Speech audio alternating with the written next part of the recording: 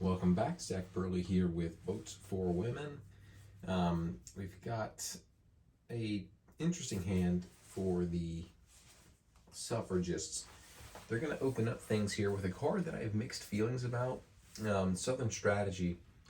It gives you two buttons. You add two cubes in each state in the South, and you grab a strategy card. Strategy cards aren't awesome right now. They're kind of okay, but the only reason I'm going to play it is because you're going to basically be able to wipe out all the opposition in the South. Why I don't like playing it is because there are a lot of really good, powerful cards in response to Southern Strategy that I actually found when the suffragists played it, they ended up net losing more than they gained. But this does, force the hand of the opposition to focus resources back down there, and hopefully they don't have all of those cards, or we know they've already spent one of them last turn. So they're gonna have an opening salvo with Southern Strategy, which will gain them 2 buttons. They're gonna grab Efficient Organizing, which is just gain 5 buttons from the selection of cards that really weren't awesome. But they can burn through. They've got basically 7 buttons sitting down in their strategy card pile. So they can burn through that if they need. And just re-roll for days, which is what they're going to be doing a lot of this turn to try and get support in Congress. They're going to spend most of the turn doing that. Push it through, spend 5 and 6, actually flipping states over. And then they're going to place 2 in each state in the South. So basically we'll remove all of the 2s here and then add 1 in Texas and Arkansas. So boom, and then they're not done yet. They're going to play Bellwether State, which is remove, in one state, remove any opposition and add 4 of their own. So that's massive, because of course they're going to target the one state that is locked and has 6 opposition cubes, Missouri. So a complete flip for the state of Missouri. Now, what they could do is they could instead grab Pennsylvania, which gets them that state card. But I don't think they're going to do it. I don't know. It's just one state, Missouri. Yeah, I guess they're going to grab Pennsylvania, because in the end, that's going to net them more. So they're going to place back the cubes in Missouri. It was just so tempting because there was so many cubes there. But they're going to remove and place 4 in Pennsylvania instead. Grab the state card, because that is a lot of cubes in the future, and it doesn't require playing a card for it. That's the nice thing, is it doesn't take an action. Awesome. So just take a look here at the opposition hand. This one basically wipes out support in California. This one, very important, gets them another campaigner, which they're really going to need. Not that great, not that great. Removing from Congress, they only have 1 of those. But the card that they're probably going to open up here with is playable as Southern Strategy is in effect. Receive 2 buttons and add 6 in the South, no more than 2 per state. So they'll pop that one out. Gain 2 buttons, which they had none of. And then 2 in each, 2, no more than 2, and you're adding 6 total. So they'll go 2, 4, 6, to try and get them within locking distance. So we'll go back and forth here between the 2 sides, and I'll drop in whenever I feel the need to do so. Okay, the suffragists played, let me get the exact card here. Jeanette Rankin, who was the first woman to hold federal office, who's elected in Montana. They had to re-roll it a lot, but they got another support in Congress. Really put a lot of influence down in the plains. The opposition responded with Senator Cotton Ed Smith, which removed it and placed 2 in South Carolina. Also, the suffragists used their Pennsylvania state card to kind of clear out the the Atlantic and Appalachia region. Now they're discarding a card, the opposition, in order to roll 3. And this is another one of the Native American cards I was telling you about, which is really interesting. Member of the Yankton Sioux Nation. Just a little bit of interesting information there. So they get to roll 3, and they're looking for 6s. They get 1 6. They've got 4 buttons. They've got 7 sitting on the table they can get, and 4 in their hand. So they've got the ability to roll for more. They're not going to, though. They're going to take 1. And they're going to try, because they're going to keep trying again. The opposition are going to say, we need to get back into this. We've got no more cards that remove these. So we're going to get another campaigner on the board in the Northeast region. And we are going to get 2 buttons as well for that. And then they're just going to keep plowing on.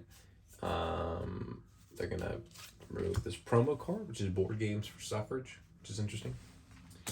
And roll those 3 again. Now, if they get 2 here, actually before they play that, they're going to go ahead and play this strategy card, which gets them 5 buttons, so that they are locked and loaded for this. Because if they can get 2, 2, 3, 4, 5, if they can get 2 on this, they have got the 19th Amendment passed. So they really need to get 2 6s. None, so they'll spend 1.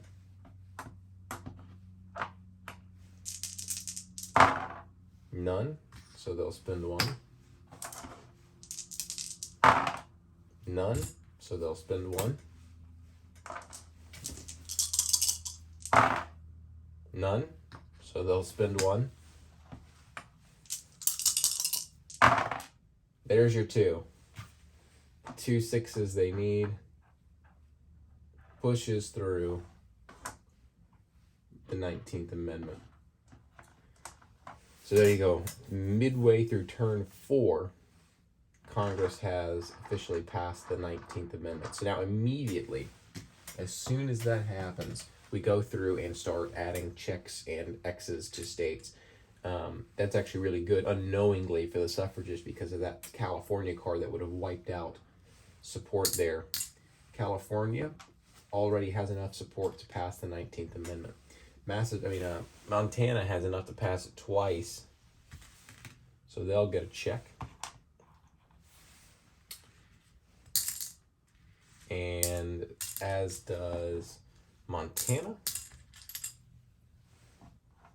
Kansas with room to spare.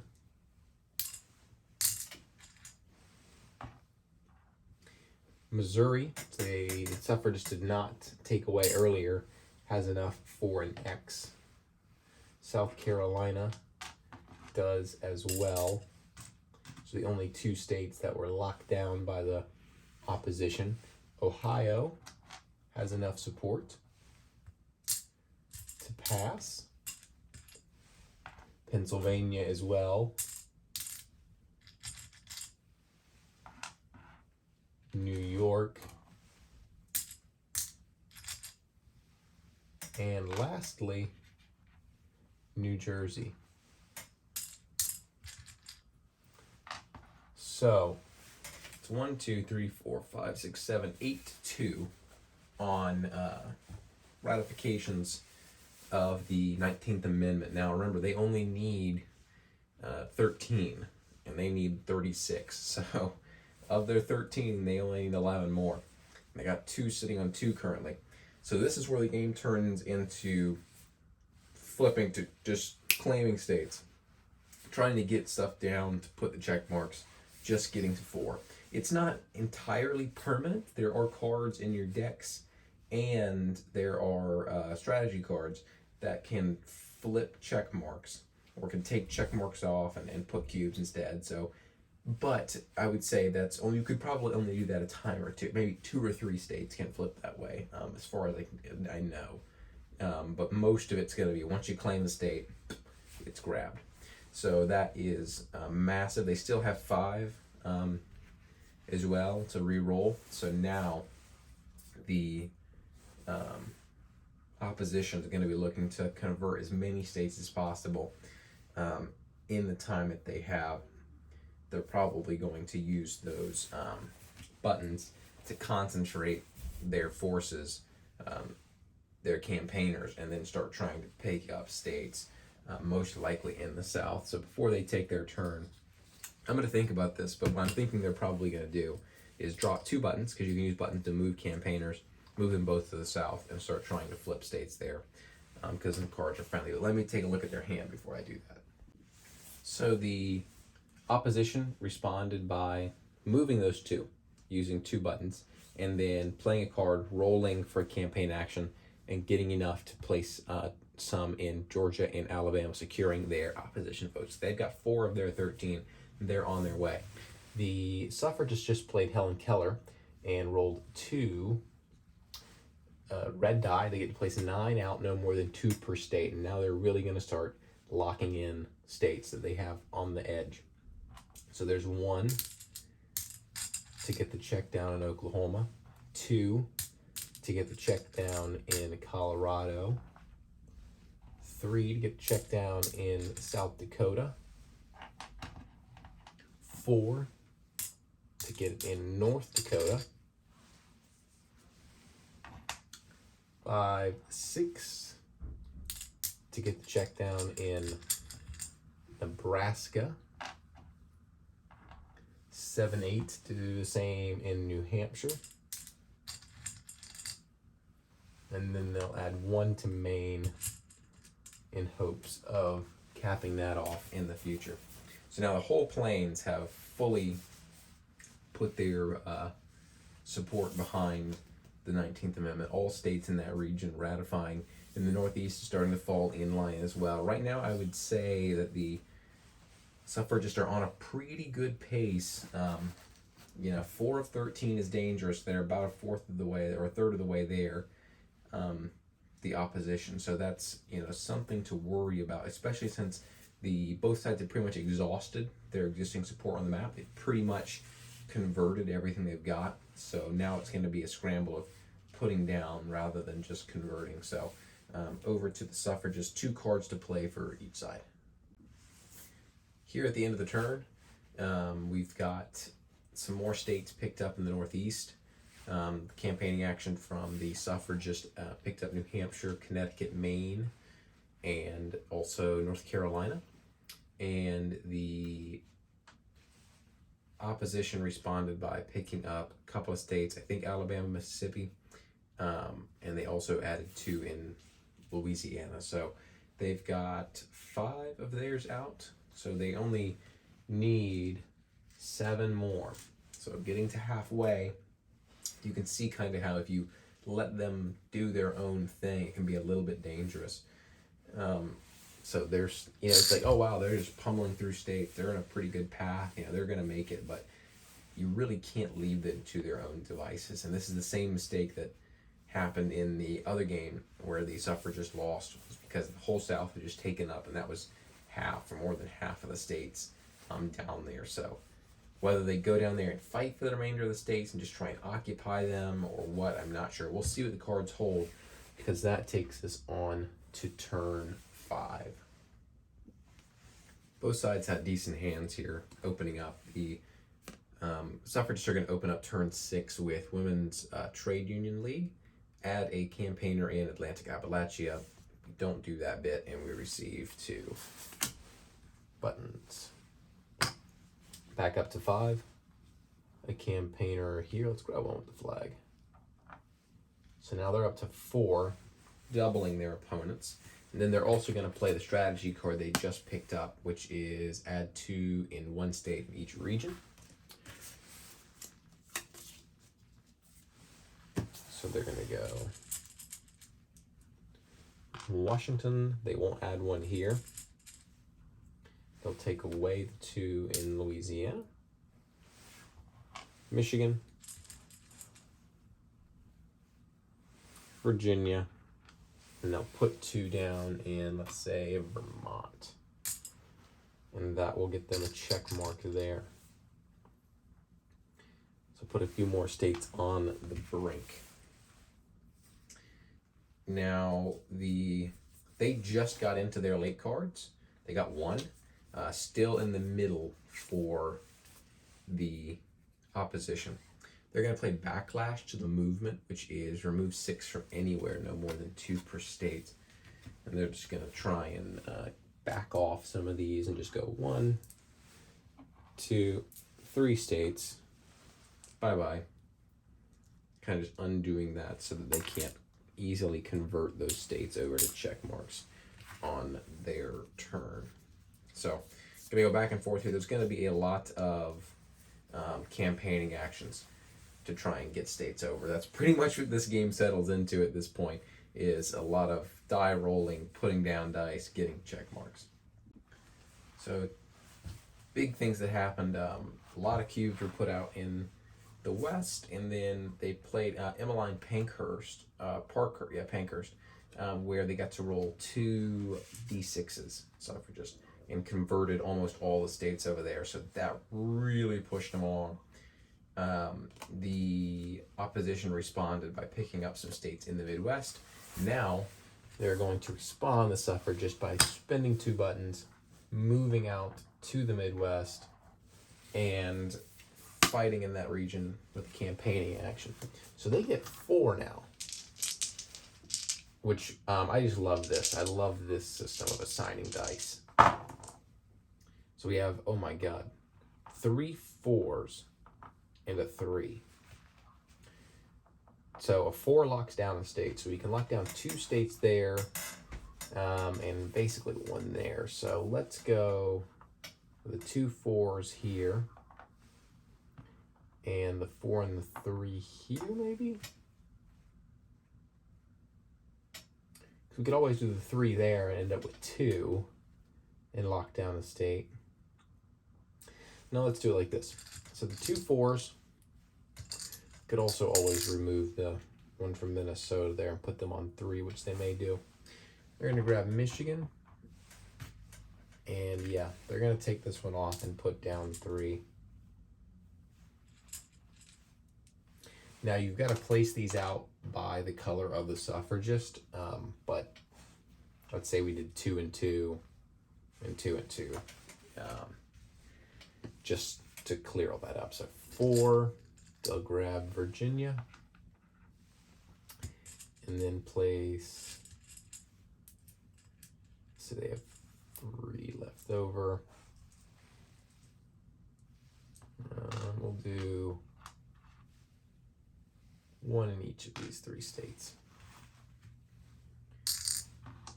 So not a bad run there, and this is where those campaigners really start to give the advantage to the suffragist player, because you can really do some damage across multiple regions.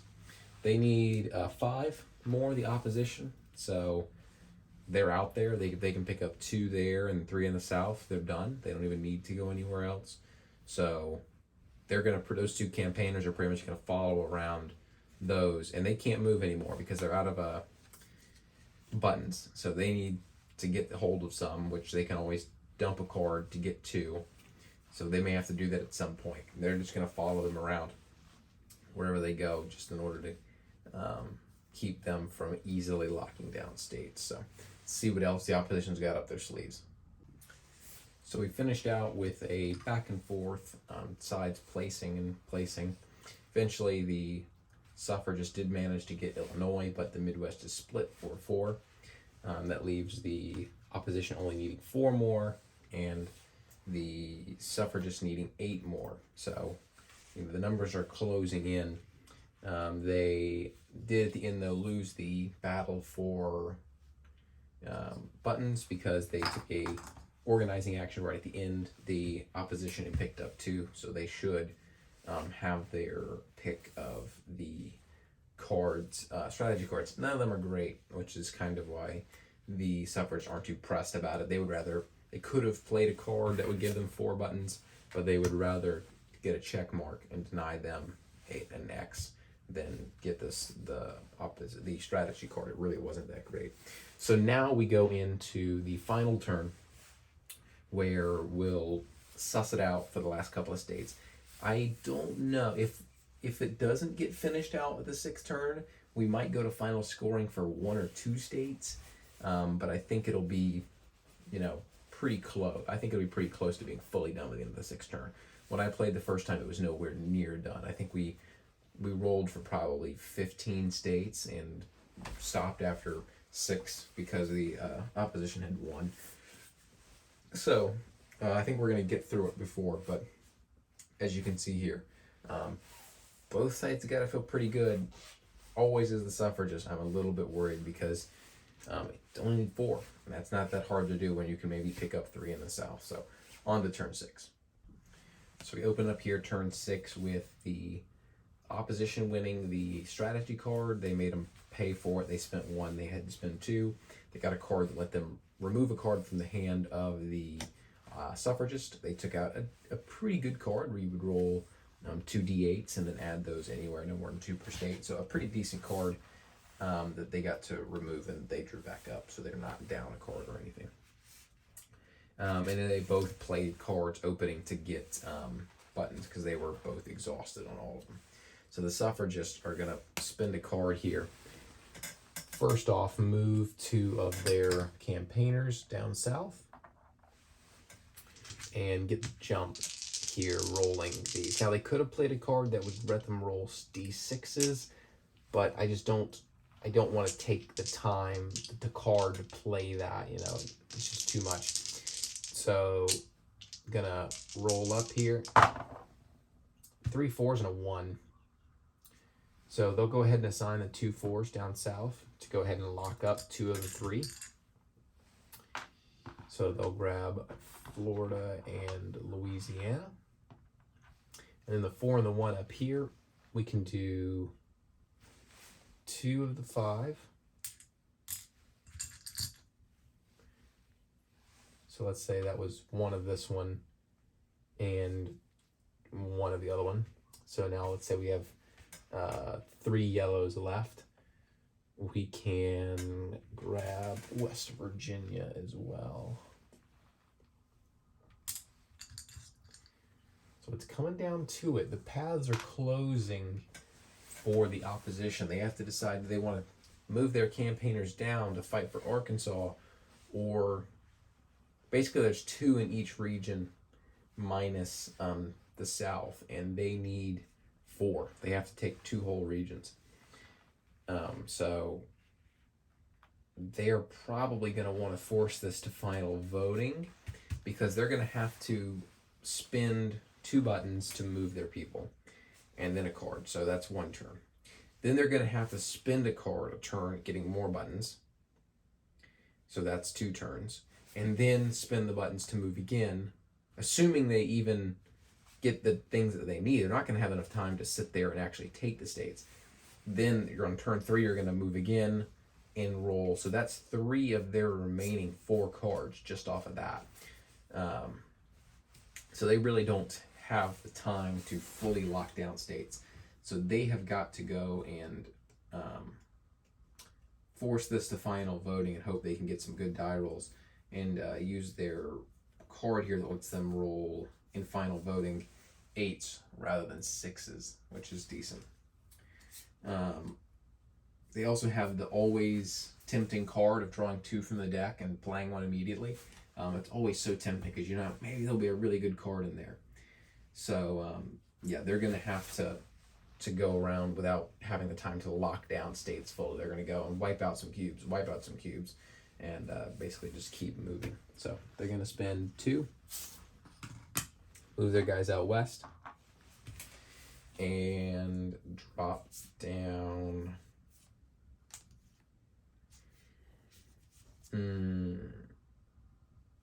Yeah, this card here,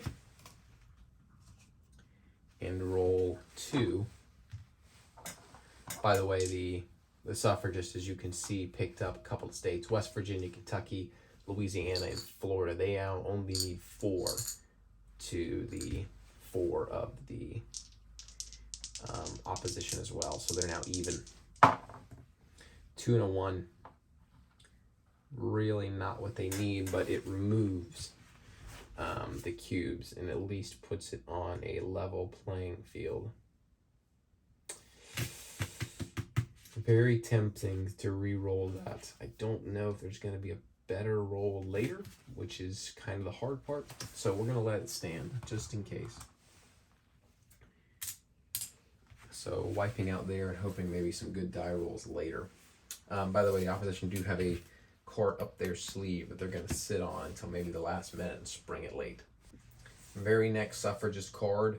They're going to go for the win right here. Now, I told you that the opposition wants it or has to take it to final voting. There's no way they can win it in regulation. Opposite votes for the suffragists. They want to win this before final voting. They don't want to roll dice. So they're going to spend 2 buttons to send their ladies up to the Northeast again, band in Arkansas, and hope that they can get rolls here. They just need a 3, a 3, a 2, and a 3. So, I mean, it's not necessarily like that'll happen. They have no re-rolls, but they can sit here, and there's the 4 states they need: Tennessee, Delaware, Massachusetts, and Rhode Island. Those are the 4. They don't have to move anybody again. They just roll. 4, 3, 2, and a 1. So I said they needed 3, 3, 2, 3. So 3, 6, 9, 11. This gets them 4, 7, 8, 9, 10. So it's going to put them 1 short somewhere. So let's do a 4 down here for this yellow. Let's put the 3 up here for the purple, because we can use 3, 1 left over, 2, the purple, and another 1 up here. Okay, so 3 will be used here on the yellow to get Tennessee. The 1 remaining will be placed in Delaware, and then the 2 from the purple will place the check down in Delaware. So that's those 2 gone. And the entire Atlantic Appalachia goes for the 19th Amendment. Now up here, 3 and a 1.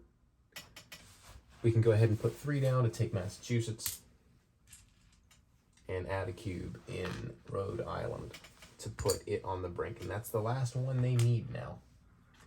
They just need a 1 there, which is, pretty much guaranteed. They're going to have a hard time not getting that. So now the tough part is the card that the opposition has probably got to be played now, because other ones don't stop them from winning the suffragists. So this one is Governor Clement's veto. This was basically a veto of a governor in Vermont, switching a state from voting for to voting against the 19th Amendment. So that's going to flip 1 state entirely. And you know what? We will keep it historical, and flip Vermont. So there you go. 1 little X and a sea of green. So that takes up an entire turn, but that means they've got to get 2 states now, and those states are out of reach for them. They're going to have to move some people, and they don't have the buttons to move right now. So unless they have a card in their hand that places some somewhere else, which they don't, they're going to have to play a card to gain some buttons. So they're going to go ahead and do that now, and add 1 to Congress doesn't happen, and receive 4 buttons. So they're going to pick up 4, which will give them some space to re-roll as well if they need. So now a very thin line here. Do we know they're going to move? They're probably going to move out west. They only need 3 now. They need 3 to win. So you could roll a card in for a campaigning action, and maybe you pick up, they want to pick up as many as they can here. Because like I said, they only need 1 of these 2.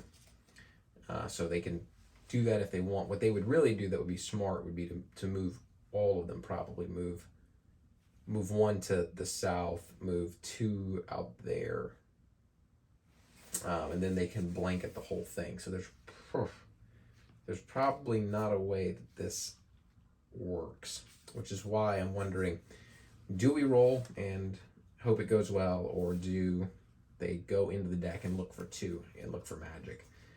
I think they're going to roll this time and say they're not desperate enough yet. So they're going to roll for the campaign. They get a 1 and a 4. Sorry, I wasn't supposed to spend this yet. They can lock down 1 state and get 1 on the other. It's so tempting because, yeah, 2 4s means you're in dreamland, but I don't know that I have the ability to roll another 4. So we're going to grab Arizona and put 1 down in Washington. So now over to the suffragists. They're going to spend 3 buttons. They're going to spend 2 moving out to the west. And they're going to spend 1 moving down south to maximize, cover all of the space. They're then going to dump out, make a home run for suffrage, which will allow them to roll 4 for a campaign. So they just need a 4. A 4 and a 1 is all they. I mean, they're pretty much going to win it here.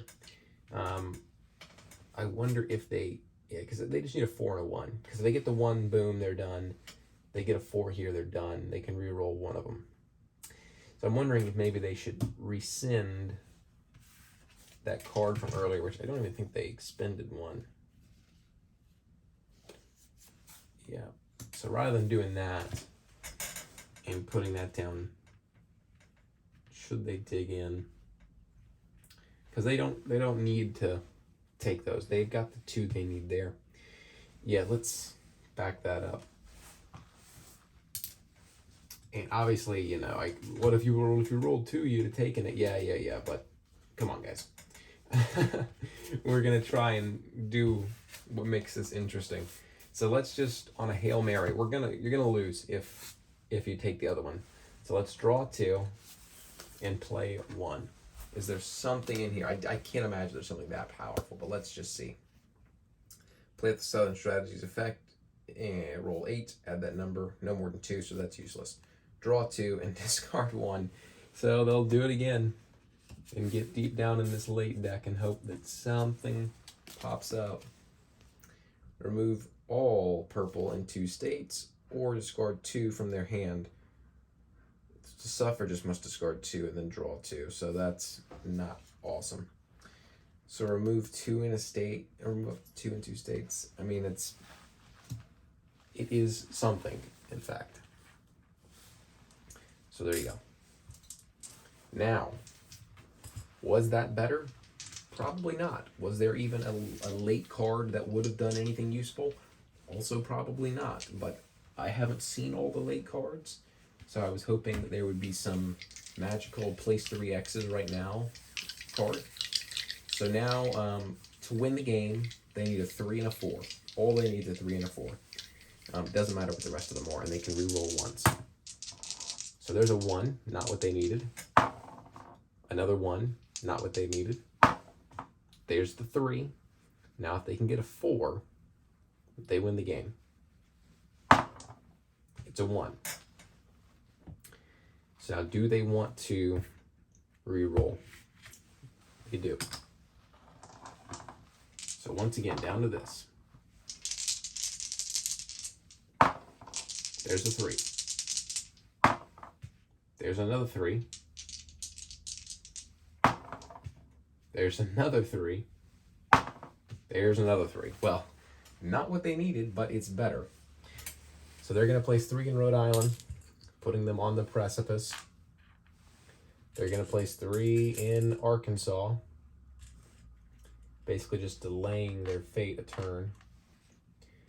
And then they're going to put 1, 2, 1, and 1, 1, 2. There you go. So now the opposition just got to take campaigning action here. It's the only thing that really is going to do much of anything, and nothing is going to do it because they've got 3 states. They just need to, they will win. They'll take a campaign action. They will win the game. So there is nothing that they could do to stop them at this point. Yeah, none of the cards here are going to do anything. So they'll take a campaign action. Throw 1 to the wind. 2 3s. They'll wipe these out. But it will not be enough, because the 3s lock the game, meaning that they just have to roll. That's all they have to do. It's their last card. So they'll spend it and roll 4. You can see how this has really helped, rolling 4, being able to split like this. If they'd only had 2, like the opposition, there just wouldn't have been the ability to spread out and really cover all the bases. So 4, 2, 2, 4. Let's see what damage we can do here. So we can claim a state here with this 4. We can add a 2. We can add a 2, and then the 2 can go up there. So yeah, well, we'll grab Arkansas, and the other ones won't matter. If we had check marks, we could place 1 out west. So they do manage to get it done. The suffragists by a thin margin. I think they pretty much had that locked down going into the last turn. Just the sheer numbers that they had, they were able to, each turn get so many more cubes on the board than the opposition, which is really what you need to do. It's a very much like and I'm not saying the game is like a Civil War game, but it's like an American Civil War game in that you have an advantage as the Union player. You need to make use of it every turn. Don't wait to make use of it later. Use it all the time to just batter your opponent. It's the same way here. Just fight for it all the way down the wire. Press as hard as you can. And I think getting Congress to pass the 19th Amendment on turn 4, set up 2 turns, is massive. When I played last, the suffragists only had turn 6, and it just wasn't enough time.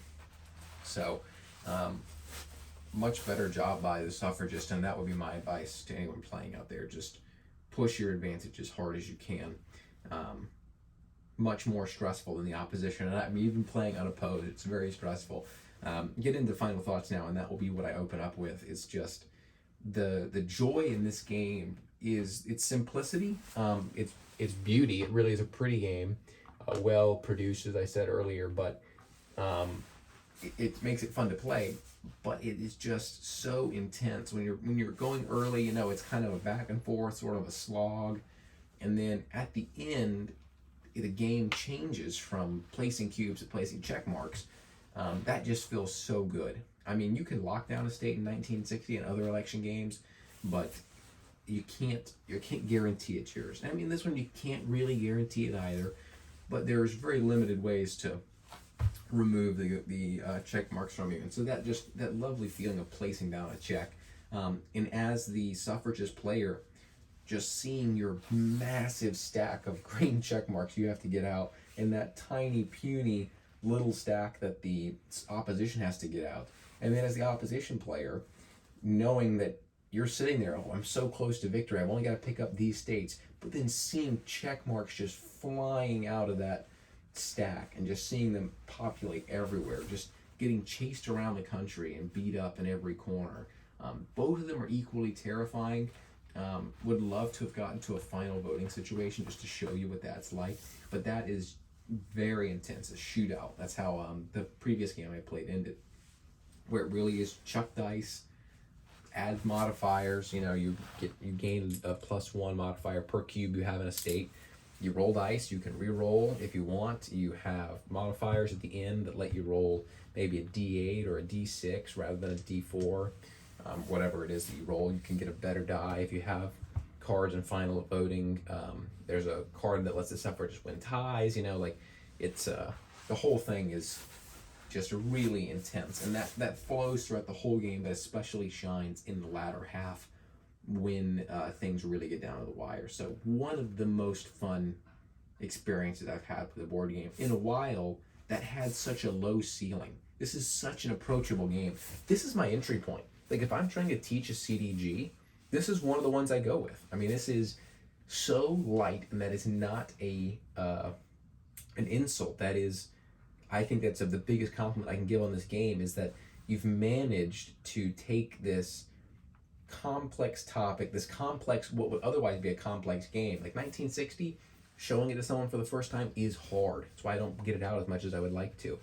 This would be incredibly approachable. It has a topic that is just so enlightening and fun, and is just, I mean, it's dark and gruesome as well. It has that other side to it where you're learning something that is a dark part of our history, but it is, just a topic that we don't talk about a lot, I feel like. So you're discovering as you go. You're like, wow, I didn't know this. What is this? You're learning something as you go, which is a ton of fun. And probably why I say that is because I've played 1960 so many times. I've quote unquote learned all I can learn from that game. So that is a bit of the newness of this one, but still, it's a ton of fun and really adds to the experience. So cannot give my compliments enough, and I want to make sure that I get her name right. I believe it's Tori, but I want to make sure that I've got the right name.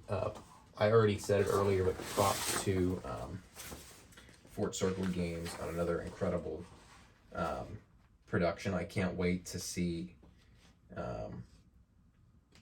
what Halls of Montezuma look like. I know they're going to be amazing. I know it's going to be amazing. Tori Brown, yeah. So Tori Brown, Kevin Bertram, all of the graphic designers, everybody who helped with this one, you guys have really put in an amazing game that I think is right up there. I know that this isn't really an election game, but it falls into that category for me. And you're talking about Campaign Manager, Democker, 1960, Divided Republic, what's the other one? Campaign Trail. I mean, there are a lot. There's one about 1912. There are a lot of them, and to me, this one I wouldn't place one above this. Democker is a classic heavy Euro game, massive game, but it is so unapproachable that you have to find a select group that you're probably never going to meet in the real world. You can play with those people in your imagination, but you're probably not going to find them, at least not on a regular basis. 1960 is much more approachable, but it's going to take a certain person to play it. And you're going to have to go through a lot to get them to where they need to be. So if you have the right people, maybe that game is better, but I don't know. This one is so intense going down the stretch. It's certainly not, 1960 is certainly not more intense going down the stretch. So I would put this right there at the top. Maybe there's one I haven't played yet that is more so than this as far as the intensity. But I think that when you pair that with the level of approachability in this game, that you have a real gem, a real diamond that has really astonished me. I can't wait to get this one out. And what makes it even better is I know I will get it out again because it is so easy to get to the table. It's got a small footprint comparatively, a very nice board, amazing components, makes you feel good playing the game. It really is a home run with this one. One of the best I've played this year. And certainly a real tribute to the American women's suffrage movement. I think everybody involved can be very proud of themselves. And a special shout out to the League of Women Voters as well for teaming up on this, because I think this was an amazing moment, an amazing time to publish this game, and true kudos to everyone involved. You've got a real success on your hands. So that's it for this series. Hope you enjoyed it. Check out the other stuff on my channel. Like, subscribe, trying to get up to the 1,000 subscribers mark, so make sure to drop a subscribe. Trying to get up there. So hope you enjoyed this one. This is Votes for Women by Tori Brown and Fort Circle Games. What a game.